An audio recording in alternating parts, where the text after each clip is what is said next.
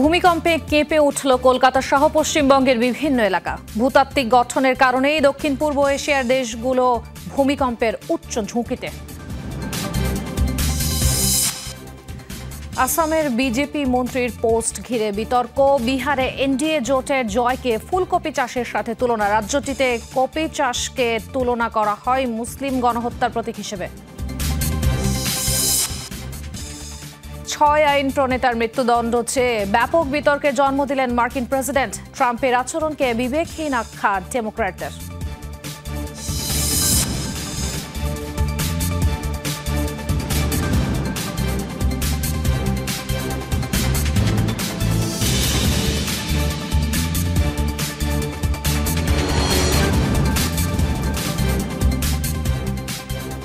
দর্শক আমন্ত্রণ যমুনা আইডেস্কে। এতক্ষণ শিরোনাম দেখছিলেন, আপনাদের সাথে আছে আমি খান তাজদিনা হাসান। এবার বিস্তারিত। ভূমিকম্পে কেঁপে উঠল কলকাতা সহ পশ্চিমবঙ্গের বিভিন্ন এলাকা।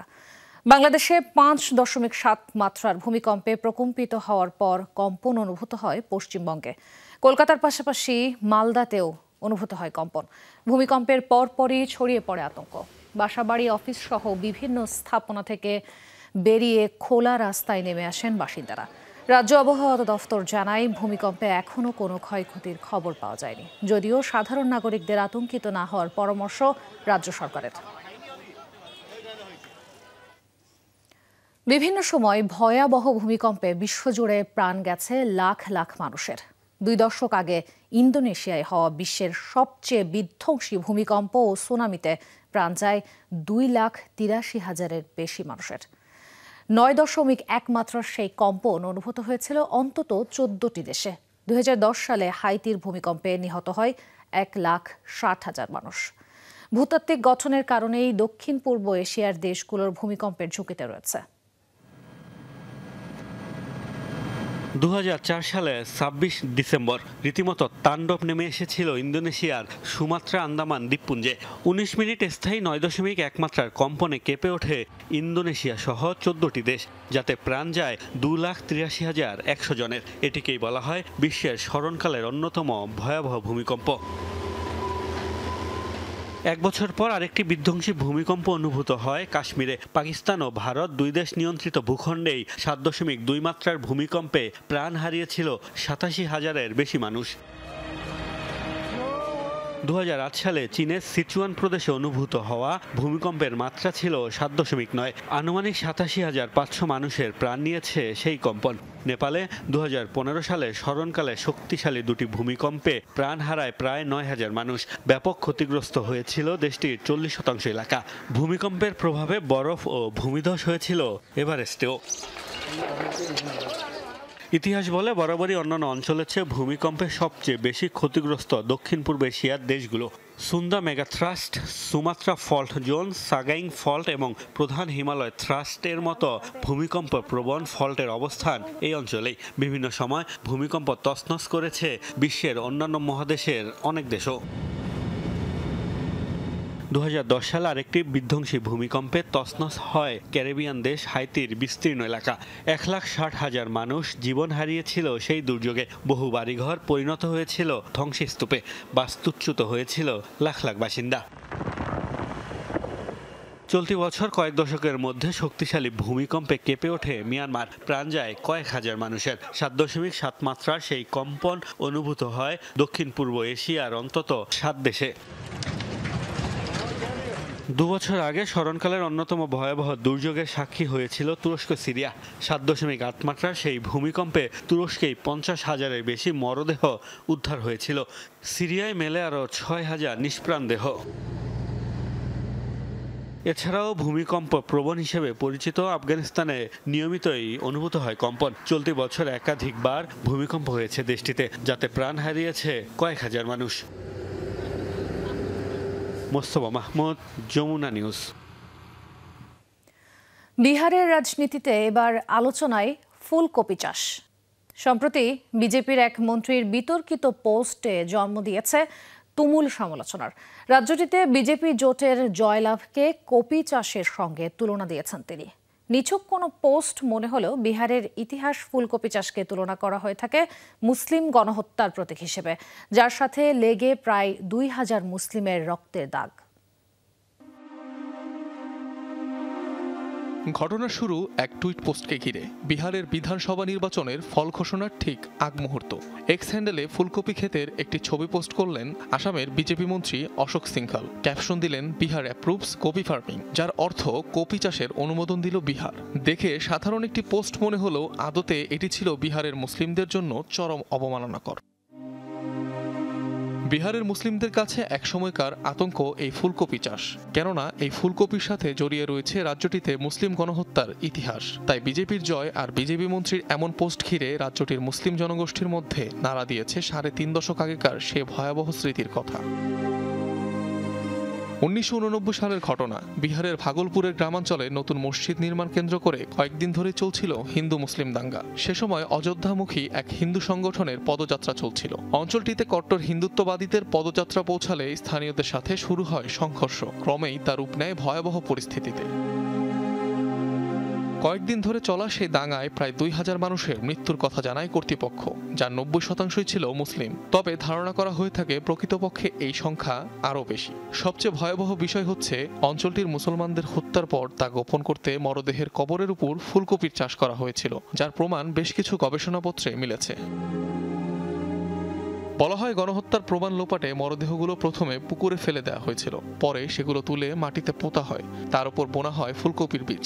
দাঙ্গার প্রায় ১ মাস পর বিভিন্ন গণকবর থেকে উদ্ধার করা হয় শতাধিক মরদেহ, যার বর্ণনা উঠে এসেছিল দাঙ্গা থেকে বেঁচে যাওয়া স্থানীয়দের মুখে। এর আগেও মুসলিম বিদ্বেষ ছড়াতে ফুলকপি চাষের প্রসঙ্গ সামাজিক মাধ্যমে তুলে ধরে বেশ কিছু হিন্দুত্ববাদী প্ল্যাটফর্ম। বিহারের জাতিগত সমীকরণ বদলে দেয়া সেই দাঙ্গা আজও ভাগলপুরের বাসিন্দাদের স্মৃতিতে তাড়া দিয়ে বেড়ায়। এখনও কপি চাষ তাদের কাছে ভিন্ন অর্থ বহন করে। অনিক রহমান, যমুনা নিউজ। দক্ষিণ আফ্রিকায় অনুষ্ঠিতব্য এবারে G20 শীর্ষ সম্মেলনে যোগ দিচ্ছে না যুক্তরাষ্ট্র। অংশ নেবেন না প্রেসিডেন্ট ডোনাল্ড ট্রাম্প। তার পরিবর্তে কোনো মার্কিন কর্মকর্তাকে পাঠানো হতে পারে সম্মেলনে। বিষয়টি নিশ্চিত করেছে হোয়াইট হাউস। কয়েকদিন আগে G20 সম্মেলন বর্জনের ঘোষণা দেন মার্কিন প্রেসিডেন্ট। দক্ষিণ আফ্রিকার শ্বেতাঙ্গ কৃষকদের ওপর সরকারের দুর্ব্যবহারের অভিযোগ টেনে তিনি এমন সিদ্ধান্ত নেন। দাবি করেন দেশটির শ্বেতাঙ্গরা হত্যারও শিকার হচ্ছে।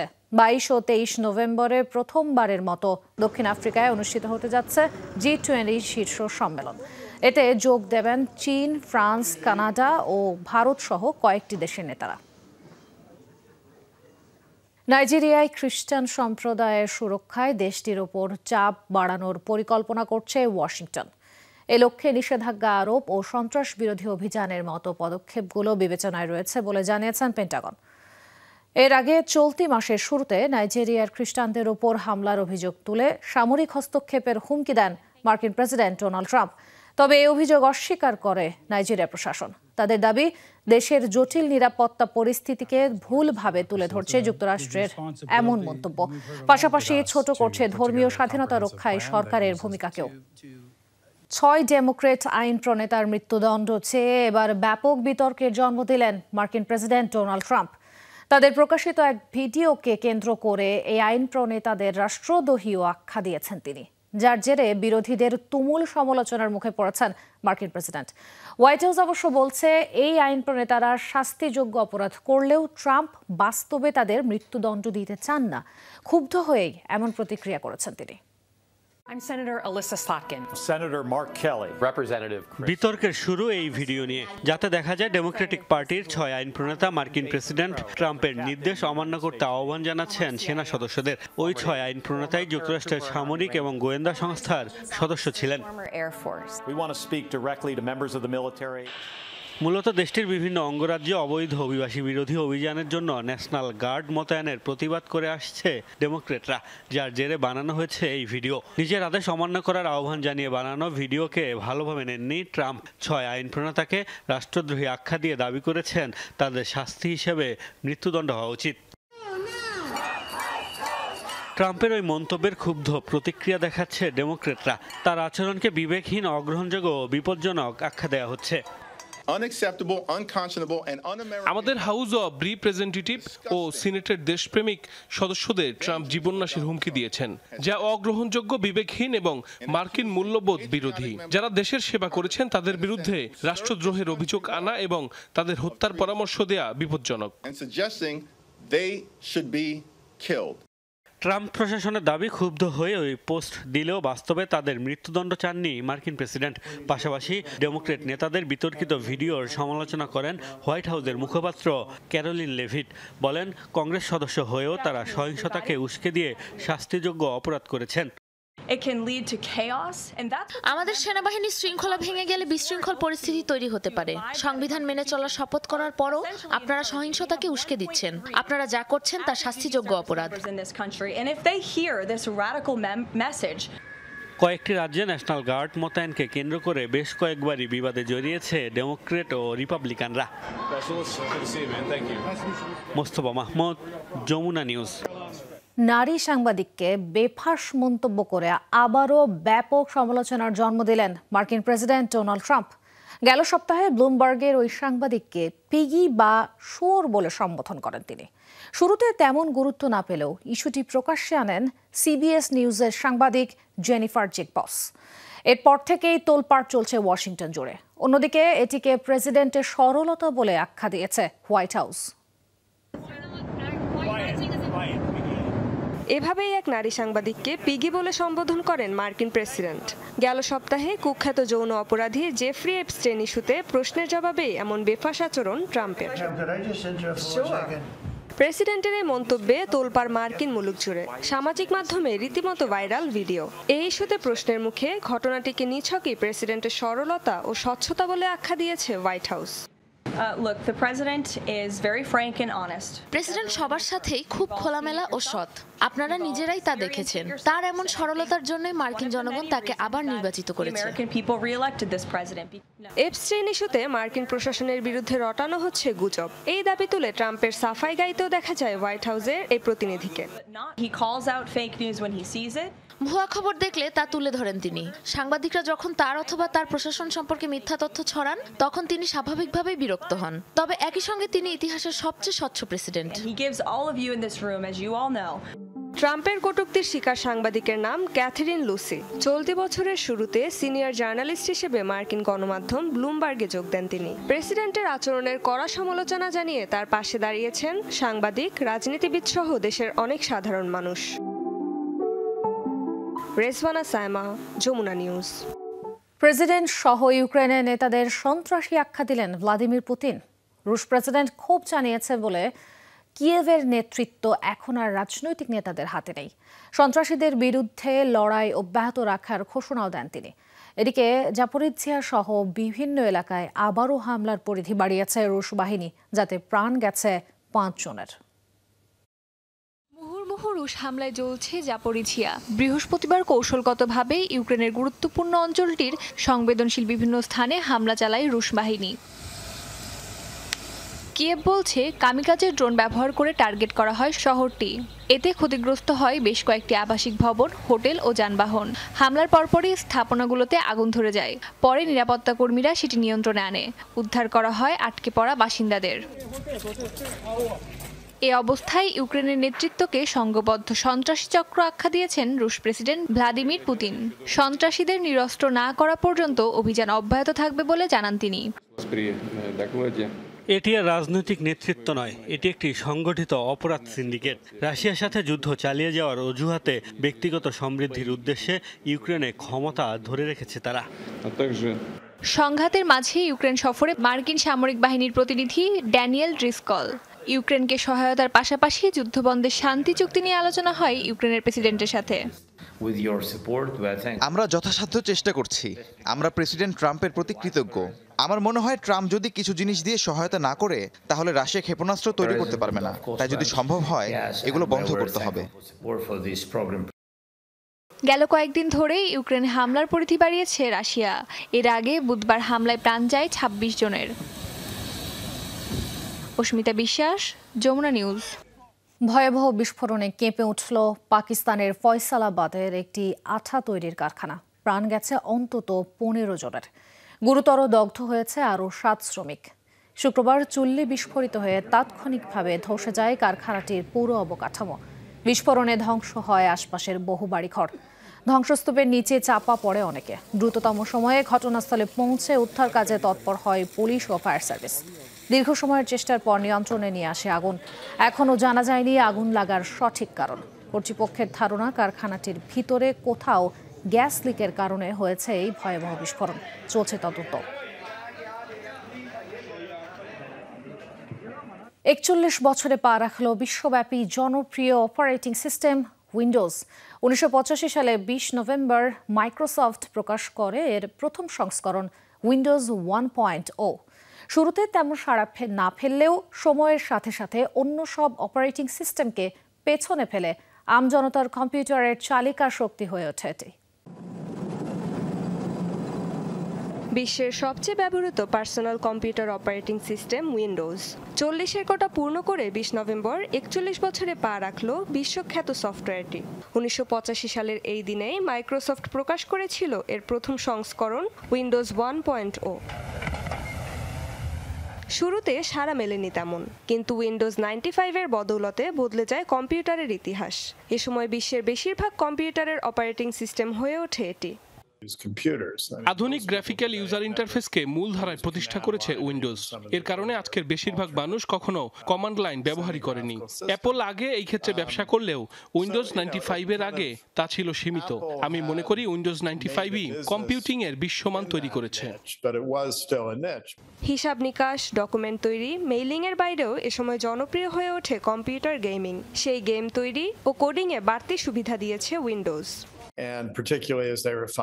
উইন্ডোজ 95 ও পরের সংস্করণগুলো গেমিং ডেভেলপারদের জন্য একটি নির্ভরযোগ্য গ্রাফিক্যাল প্ল্যাটফর্ম তৈরি করে, যা ডস দিতে পারেনি।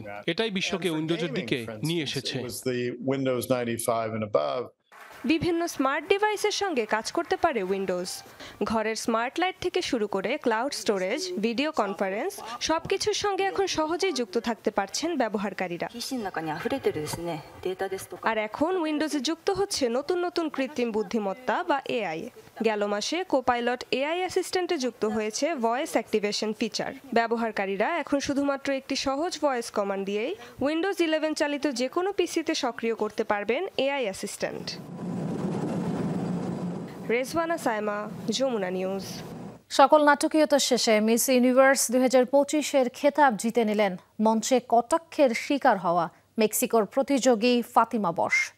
শুক্রবার ব্যাংককে অনুষ্ঠিত এক জমকালো আয়োজনে বিজয়ীর মুকুট পরিয়ে দেওয়া হয় তাকে। প্রতিযোগিতার ফাইনাল পর্বে বাছাই করা হয় 5টি দেশের প্রতিযোগীকে, যেখানে মেক্সিকো ছাড়াও ছিল থাইল্যান্ড, ফিলিপাইন, ভেনেজুয়েলা ও আইভরি কোস্টের প্রতিনিধিরা। এরপর প্রশ্নোত্তর পর্বের ভিত্তিতেই চূড়ান্ত করা হয় মিস ইউনিভার্সের নাম। চলতি মাসের শুরুতে এক অনুষ্ঠানে অংশ নেওয়ার সময় প্রকাশ্যে ফাতিমাকে অপমান করেন এক থাই কর্মকর্তা। এর জবাবে মঞ্চ ত্যাগ করেন তিনি। সমর্থন পান বাকি প্রতিযোগীদেরও। এরপর থেকেই আলোচনায় ছিলেন মেক্সিকান এই মডেল। ভয়াবহ অগ্নিকাণ্ডের শিকার হল COP30 জলবায়ু সম্মেলনের ভেন্যু। বৃহস্পতিবার ব্রাজিলের বেলেম শহরের ভেন্যুটিতে আগুন লাগে বলে জানিয়েছে কর্তৃপক্ষ। সাধারণ দর্শনার্থীদের জন্য উন্মুক্ত প্রদর্শনী প্যাভিলিয়নে ঘটে এই দুর্ঘটনা। আগুন লাগার পরই সরিয়ে ফেলা হয় সেখানে থাকা প্রতিনিধি, পর্যবেক্ষক এবং সাংবাদিকদের। বাজানো হয় সাইরেন। আগুন নিয়ন্ত্রণে আনা হয়ে গেছে বলে জানিয়েছে ব্রাজিল প্রশাসন। এই ঘটনায় কেউ হতাহত হয়নি বলে নিশ্চিত করা হয়েছে। এখনো জানা যায়নি অগ্নিকাণ্ডের কারণ।